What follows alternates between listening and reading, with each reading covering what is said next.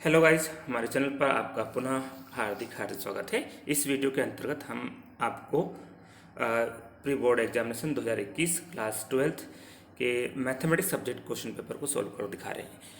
और इसके second part में हम आपको बाकी प्रश्न पत्र का जो शेष भाग है उसे सॉल्व कर दिखाएंगे। तो चलिए बिना विलंब किए हम आपको 1 बाय 1 प्रश्नों के आंसर बताते हैं। चलिए सबसे पहले हमारे सम्मुख इस प्रकार से प्रश्न है, सही विकल्प चुनकर लिखिए और समुच्चय ए बी में द्विआधारी संख्याओं की संख्या कितनी है। तो ये जो है वो कितनी है, 16 है। ये किस तरह से निकालना है इसे भी हम आपको बताते हैं। ये है 4 की पावर 2, यहाँ 2 एलिमेंट्स है, 4 की पावर 2, ये आपको इस तरह से निकालना है। तो ये 16 होगी। उसके बाद में cos inverse cos 7 pi by 6 का मान बराबर किसके हैं, तो ये 5 पाई बाय 6 के इक्वल है। और ये मुख्य मान वाले प्रश्न से आपने हल किया होगा। चलिए अगला है, यदि ए तथा बी समान कोटि के सममित आव्यूह हो तो ए बी माइनस बी ए क्या होगा, विषम सममित, सममित, शून्य सम, शून्य आव्यूह, तत्समक आव्यूह। तो इसका राइट आंसर है शून्य आव्यूह। देखिए यहाँ पर हम सीधे आपको आंसर बता रहे हैं। यदि आप चाहते हैं कि इनके पूरे आंसर क्या है तो इसके लिए हमें आपको हमारे जो मैथमेटिक्स क्लास 12th का जो पूरा बहुत सारे इसमें वीडियोज हैं उन सबको देखना पड़ेगा। लेकिन फिलहाल चूंकि आपको एग्जाम देना है, एग्जाम के प्रश्न पत्र सोल्व करना है, इसलिए आप यहाँ पर सीधे सीधे लिख सकते हैं ये आंसर है। चलिए वीडियो लंबा ना हो इसलिए हम यहाँ पे सोल्व करके नहीं बता रहे हैं, जहाँ आवश्यक होगा बता भी देंगे, सोल्व भी करेंगे। चलिए अगला है, यदि ए 3x3 कोटि का वर्गाव्यूह है तो के ए मॉड के ए का मान क्या होगा, तो ये के क्यूब ए होगा। ये क्यूब कहाँ से आया, तो देखिए 3x3 कोटि का इसलिए 3 आया। 4 2x2 कोटि होता तो क्या होता, के स्क्वायर मॉड ए आ जाता है। तो ये आपको ध्यान रखना, 3x3 कोटि से ही ये के क्यूब यहाँ पर आया है। और उसके बाद में अगला है फलन x बराबर 0 पर फलन f x equal to mod x फलन कैसा है, सतत लेकिन अवकलनीय नहीं, असत और अवकलनीय नहीं, असतत और अवकलनीय, और सतत और अवकलनीय। तो ये है सतत लेकिन अवकलनीय नहीं। देखिए इसके बाद नेक्स्ट क्वेश्चन की ओर चलते हैं। रिक्त स्थान की पूर्ति कीजिए। यदि E1 और E2 दो स्वतंत्र घटनाएं हैं तब ये क्या होगा, PE1 इंटरसेक्शन E2 है तो इसको हम लिखेंगे PE1 इंटू PE2 इस तरह से। लेकिन ध्यान न दी, अपवर्जी घटना आ जाए, स्वतंत्र को अपवर्जी घटना आए तो यहाँ पे क्या जाएगा, इसका मान 0 आ जाएगा। ये ध्यान रख लेना है, क्योंकि कभी कभी हम पढ़ के गए ऐसा, ऐसा लिखने का मतलब ये नहीं कि PE1 इंटू PE2 हो जाएगा। यहाँ पर इस शब्द पर डिपेंड करेगा, स्वतंत्र है तब तो PE1 इंटू PE2, लेकिन अपवर्जी है तो फिर क्या जाएगा, इक्वल टू 0 आ जाएगा। चलिए इसका मतलब यह है कि मैथ्स में रटने वाली कोई चीज़ नहीं, सब समझने वाली बात है। 3 कोटि वाले अवकल समीकरण की विशिष्ट हल में अचरों की संख्या कितनी होती है, तो वो 3 होती है। अब ये 3 कोटि वाले में 3 रहेगी तो फिर 2 कोटि वाले में 2 रहेगी, 4 वाले में 4 रहेगी। ध्यान रख लेना है, क्योंकि प्रश्न को बदलकर वार्षिक परीक्षा में पूछा सकता है। उद्देश्य फलन के अधिकतम तथा न्यूनतम मान को क्या कहते हैं, तो देखिए उसे बोलते हैं इष्टतम मान, इष्टतम मान या ऑप्टिमम वैल्यू, ये ध्यान रखना है, या अनुकूलतम मान भी कहते हैं। तो उद्देश्य फलन के अधिकतम न्यूनतम मान को इष्टतम मान कहते हैं। उसके बाद चलिए भाई, वृत्त x square plus y square equal to 9 में के प्रथम चतुर्थांश का क्षेत्रफल कितना है। तो ध्यान रखना, ये वृत्त का समीकरण होता है और ये x स्क्वायर प्लस हमने यहाँ पर x स्क्वायर करना है, x square plus y square, और इसको भी स्क्वायर के रूप में लिखेंगे तो ये क्या जाएगा, 3 का स्क्वायर। तो ये क्या होगा, ये r है, ये क्या है, वृत्त की त्रिज्या है, ये जो 3 है। तो वृत्त की जब 3 हो तो क्षेत्रफल कितना होता है, वृत्त का क्षेत्रफल होता है पाई आर स्क्वायर। तो पाई इंटू आर कितना भाई, 3, तो 3 का वर्ग कितना हो गया, 9। तो जो क्षेत्रफल है वो कितना हो जाएगा, 9 पाई हो जाएगा। तो ध्यान ना, हम गलती से क्या लिखते हैं, 9 पाई लिख देते हैं, लेकिन वो गलत हो जाएगा। क्यों गलत हो जाएगा, क्योंकि हमने प्रश्न के पूरे पार्ट को नहीं पढ़ा है। इसमें लिखा है कि वृत्त है उसके प्रथम चतुर्थांश में, तो इसे पूरा वृत्त हो गया तो उसका प्रथम चतुर्थांश क्या है, नहीं ये वाला भाग। तो पूरा जो क्षेत्रफल है वो कितना, 9 पाई है। तो अब उसका चौथा हिस्सा ही निकालना में इतना ये, तो इसके 4 हिस्से कर देंगे तो ये 9π/4 होगा। तो राइट आंसर आपको क्या लिखना है, 9π/4। लेकिन यदि यहाँ प्रथम नहीं लिखा होता कि वृत्त के क्षेत्रफल कितना होता, तो हम क्या लिखते, 9π लिखते। ठीक है, तो इस तरह से हमने इसको सोल्व किया। अब चलिए sin x plus cos x का उचिष्ट मान क्या है। अब यहाँ उचिष्ट मान दिया है, परीक्षा में आपसे पूछ सकते हैं निम्नलिखित मान क्या है। तो देखिए उचिष्ट और निम्नलिखित मान निकालने का तरीका यहाँ पर इस कंडीशन बताता हूँ। जैसे आपसे पूछ लिया जाए, कोई प्रश्न दिया जाए कि a sin x plus b cos x का उचिष्ट और निम्नलिखित मान क्या है, तो सबसे पहले आपको करना है ये जो गुणांक है a और b, साइन एक्स का गुणांक a, कोस एक्स का गुणांक जो भी हो b जैसे यहाँ पे, तो ये उचिष्ट मान इसका रहेगा a² प्लस b²। ठीक है, अब यदि आपसे उचिष्ट मान पूछा जाए जब, तो आप क्या लिखें इसको प्लस का, और निम्नलिखित मान पूछा जाए तो उस वैल्यू को क्या लिख लेंगे, माइनस का। तो आइए अब हमारे पास यहाँ जो सवाल दिया गया है इसकी तुलना a sin x plus b cos x से करें, तुलना करेंगे तो इसमें a है क्या, यहाँ 1 है, यहाँ भी b क्या है, 1 है। तो वैल्यू क्या होगी इसकी, हमने पढ़ा था √a², तो a² मीन्स क्या है, यहाँ 1 है, उसका स्क्वायर 1 ही आएगा। फिर b² तो b भी क्या यहाँ पे 1 है, तो 1 का स्क्वायर क्या 1 आ जाएगा, और ये कितना जाएगा, √2 हो जाएगा। अब आपसे उच्चिष्ट मान पूछा इसलिए √2 प्लस का, और निम्नलिखित मान पूछते तो क्या लगाते हैं, यहाँ पे माइनस लगाते हैं। तो फिलहाल हम यहाँ क्या ले देंगे, √2। समझ गए आप लोग, ठीक है। अगले क्वेश्चन की ओर चलते हैं। अगला क्वेश्चन है सत्य असत्य लिखिए। तो देखिए पहला प्रश्न हमारे पास है, फलन f(x) = cos x अंतराल 0 से π में वर्धमान है, तो ये क्या है, फाल्स है।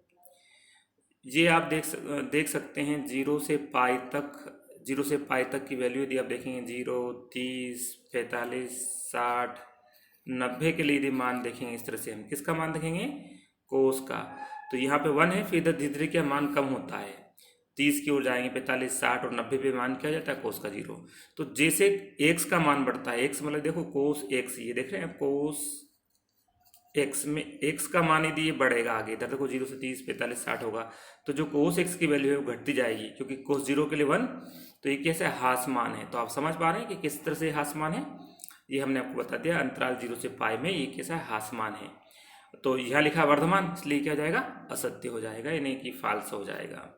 उसके बाद प्रत्येक सतत फलन अवकलनीय होता है, तो ये भी क्या है, फाल्स है। और उसके बाद क्योंकि प्रत्येक अवकलनीय फलन सतत होता है, ये ऐसा होता है, ये पहले होता, सत्य होता, प्रत्येक अवकलनीय फलन सतत होता है, लेकिन प्रत्येक सतत फलन अवकलनीय हो आवश्यक नहीं, ऐसे एक थ्योरम है। तो अगला क्वेश्चन है, ये तो हो गया ट्रू, सॉरी ये हो गया फाल्स, ये भी हो गया फाल्स। उसके बाद वक्र y = x³ के बिंदु 1, 1 पर स्पर्श रेखा का समीकरण y = 3x + 2 होता है, तो ये सत्य है।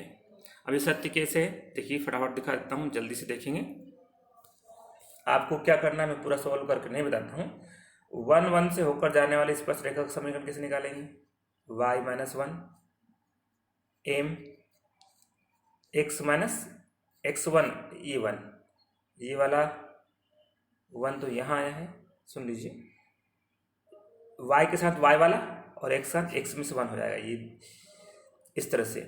अब m निकालना प्रवणता, तो प्रवणता निकालने के लिए इसका dy/dx कर देंगे, और जो आएगा उस बिंदु में हम क्या लिख देंगे, 1, 1 लिख देंगे। जैसे फॉर एग्जांपल इसका डिफरेंशियल करते हैं, तो dy/dx = कितना आएगा, 3x², और इसमें 3 और 1 के x स्थान पे 1 का स्क्वायर लिखेंगे, तो क्या आएगा, 3 आएगा।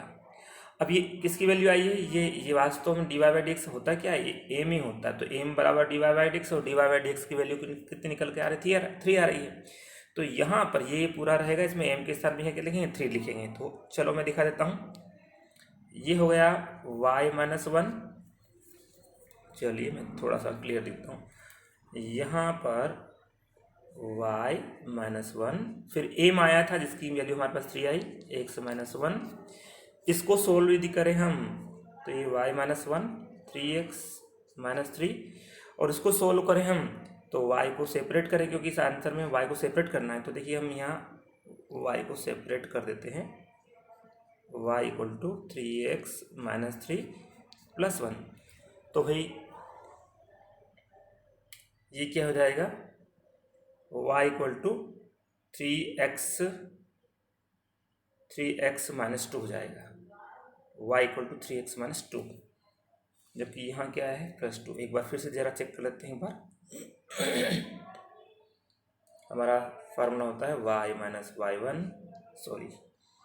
y1 फिर m जो कि 3 आया है, फिर x माइनस x1 जो कि 1 आया है, y माइनस 1 3x माइनस 3, तो यहाँ से y सेपरेट करेंगे तो 3x माइनस 3+1 जो कितना आएगा y equal to 3x minus 2।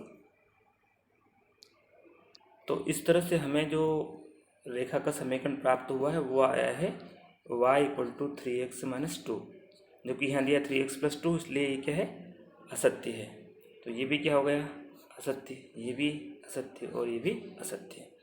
अब x की पावर 1/x का महत्तम मान e की पावर 1/e होता है, ये सत्य होता है। इसे लंबा होगा हल करने में, इसलिए मैंने सीधे बता दिया कि ये सत्य है, आपको ध्यान रख चलना है।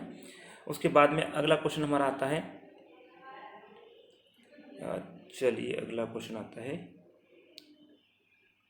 y less or equal to 0 का ग्राफ द्वितीय चतुर्थांश में है। तो देखिए भाई ये आपको ध्यान रखना है। अब y less or equal to 0, तो y फिलहाल इससे हम इसमें दो बातें हैं, y बराबर 0 और y लेस देन 0। तो हमें y बराबर 0 ढूंढेंगे पहले। y बराबर 0 कौन सी रेखा भाई, ये y बराबर 0 है, ये पूरा एक अक्ष है, y बराबर 0 है। अब इसमें भी y की मान 0 से कम है, कौन सा है वो ढूंढना है। तो ये है क्योंकि y 0 से कम है, तो 0 से कम किधर होगा भाई, y प्लस किधर होता है, ऊपर की तरफ होता है, तो नीचे की तरफ y 0 से कम है, ये वाला क्षेत्र। अब ये वाला क्षेत्र 0 से कम वाला है, तो ये कौन सा क्षेत्र आ गया, ये प्रथम चतुर्थांश, ये द्वितीय चतुर्थांश, ये तृतीय चतुर्थांश और ये चतुर्थ चतुर्थांश।